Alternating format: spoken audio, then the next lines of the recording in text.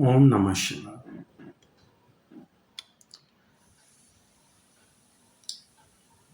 I am astrologer and author, Professor rudramohapatra from Bhubaneswar, Odisha.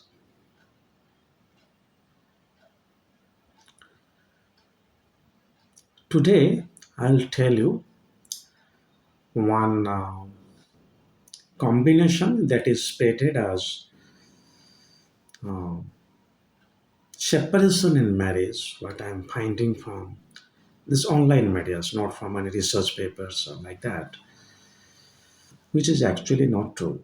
And that is Saturn and Rahu in the seventh house. Shiva. So Saturn and Rahu, they can be responsible for separation and marriage, as I am hearing and from some practitioners, astrologers, some YouTube reels, or you might be also encountered somewhere Saturn and Rahu conjunction. You might have listened my videos on this Pisacha or Unmada Yoga, but what they do is in the seventh house. Mars and Ketu, which is completely opposite of Saturn Rahu in the seventh house, yes, I understand, can lead to disturbances in the marriage. Saturn Rahu is completely opposite to that. Saturn delivers hardship and longevity to the house where it is posited. And it will make you deliver your effort there. Saturn is in the fifth house. You will be an industrious student. Similarly, seventh house means you must be a dedicated family man. Conditions applied. Your moon is the first determinant, but assuming moon is good. Saturn, so far as conflict is concerned, it is verbal conflict. Saturn is not ego. Saturn is your righteousness. So there will be conflict regarding wrong and right, which is actually right ethically in the marital life, where of the native chart where Saturn and Rahu are posited. But there will be hardship in marriage, longevity of marriage, and there will be verbal conflict. Not any kind of physical atrocities like that, but that I will not say that that is necessary. Verbal conflict is very much necessary, but it is more or less evident. Now come to Rahu. Rahu delivers you obsession in the house where it is posited. Rahu in the 12th house, excessive obsession for shopping or spending money. You can test it in a number of charts. You will be obsessed about spending. Similarly, Rahu in the 11th house, you will be obsessed about earning. That is why Rahu in the 11th is good and 12th is bad. Rahu in the 7th house, you are obsessed about your marriage. You are pretty serious about that marital relation, and Rahu is blocking you from that separation. You are giving your time. Saturn is helping you to give a span to your marital life, helping you to taking righteous decision, right decision, not righteous, right decision. And Rahu is keeping you attached to your towards your partner. Now tell me, how come Saturn and Rahu conjunction is going to bad in a chart? Yes, conditions like it is happening in case of Aries, seventh house is Aries, debilitated Saturn. I understand problem. But I am not talking of debilitation. I'm not talking of, again, Mars is aspecting Saturn. Game is over. Now you can say Mars has got influence on seventh house. No. In a house, take it your Sagittarius. Saturn, seventh house is Sagittarius. Saturn, good. Rahu, good. Uh, So they, uh, uh, people say Rahu is debilitated in Sagittarius. Please, if you take that kind of things, you can take then again. Uh, Pisces.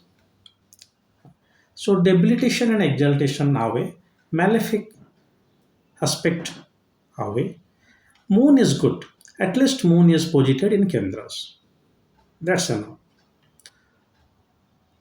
Then Rahu and Saturn combination will help you to take your marriage ahead, provided your partner's chart is good. You have got Rahu and Saturn, your partner's chart is Mars and Ketu. Professor Mohapatra is now gone. 100% marriage predicted from the chart of Mr. A is overall 50% after looking at the chart of Miss B. That is how you always predict about the marital decision. Oh, you have got excellent marital yoga, other things fine. Unless and until it is not extremely good. The seventh lord, the highest third body, posited in own house, aspect of benefic, Bhargottama, Venus and moon, they are in Kendras, mutual aspect is there. Oh, excellent combination means that you can say yes, your marital life will be good. But besides that, nowadays, when the sixth house is really acting as an enemy or divorce as an enemy to marriage, so 50% prediction will be wrong. But Saturn and Rahu is an excellent combination. Remember, if people say Pisacha, Unmada, whatever, nothing will happen because already have said moon should be good. If your moon you should be emotionally sound, then the yogas, those who are taking you towards any kind of like Saturn will make you introvert and other kind of things, but Rahu will not allow that. Had it been Saturn Ketu, different. So Saturn Moon, the Punarabhu Yoga, will make you melancholic, I agree. But Moon is strong, so the so-called Saturn Rahu conjunction will not impact that much. So you will say, seventh Lord itself is debilitated, yes, problem for marriage. So I am saying, let's other condition, okay. Please take Saturn and Rahu combination as a very good combination for marriage. Also, you can take the same for Venus and Rahu. Venus and Rahu will make greedy, make you very expensive on marriage, which is always not good. That is why I say Saturn and Rahu is much more good, better in case of Venus and Rahu. Saturn little bit detachment, but it is longevity. So it's good for the person, those who are in the middle or lower middle class. They cannot give that much of money. So Venus means you are very you are making that house attractive. Venus Rahu in seventh house, you are making marriage anniversary, marriage this date, all this you understand this partnership business is bereft of, but that is why Saturn Rahu is very good for persons who are in familial condition. It's give a strength to that. It delivers obsession. Rahu delivers obsession, and Saturn delivers longevity to that house. So please do not consider Saturn Rahu placement in the seventh house as odd. If you're finding it, even if it is in the Navamsa, please check that which Navamsa it is. That is also important. That is 50%. They have gone to the Navamsa of 12th house. Then it is a problem. 12th house is becoming your 7th house, the Navamsa. But despite that, also when you are counting Navamsas, let's say it is a Rasitulya Navamsa as a different chart, then you see whether this combination is happening. So, what the point I want to make here is Saturn and Rahu conjunction in the seventh house is good. You cannot say it is extremely good, but it is very, very good. But it is being blamed as a yoga for divorce. It can be if seventh lord, moon, Venus, they are afflicted, and Navamsa is afflicted.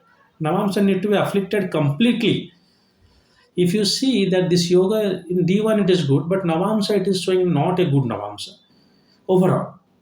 You see that seventh house is afflicted, the Lagna of Navamsa is afflicted because it is a divinal chart for matrimony. Then it's a problem. But having the other conditions normal, Saturn Rahu in the seventh, then again Mr.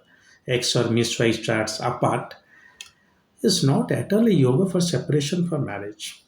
So please do not blame these malefic planets. They have definitely got some other roles, but not here.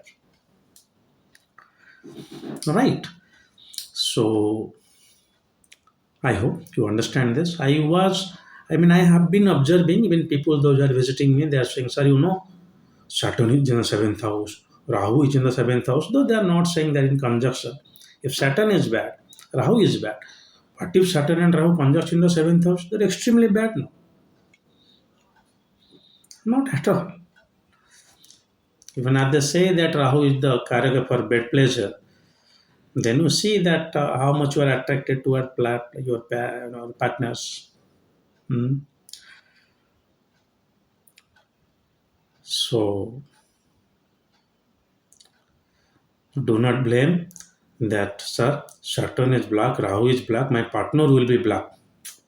Racial attributes apart, humans should behave like humans to become humans. Anyway, so for my final request that for consultation, please visit the website. I am bored of getting this WhatsApp messages, calls for asking me processes and fees. It is clearly mentioned processes and fees. See, please make payment there. Then you come to contact in my personal number. The personal number given in the description is my number only. I will pick it up. I don't have a very big office setup here, neither I want it. Neither I can afford it. So please do that. Do not disturb me either. Secondly, as I always say, that astrology is a divine discipline. Please maintain its dignity. If you are not able to dedicate your life and your emotion and your existing knowledge to astrology, please do not try to put it in your pocket like hobby, like amateur, or that looking into YouTube videos and other things. Please keep yourself away. You will always be landed in the wrong destination and you will be a threat to Jyotisha and also to society.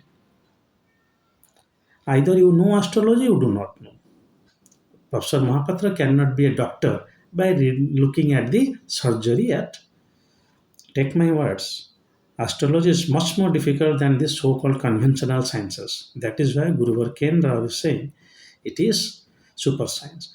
The chart you are predicting today, you do it in full-time practice astrology, in a 6 months your prediction will change almost 70%.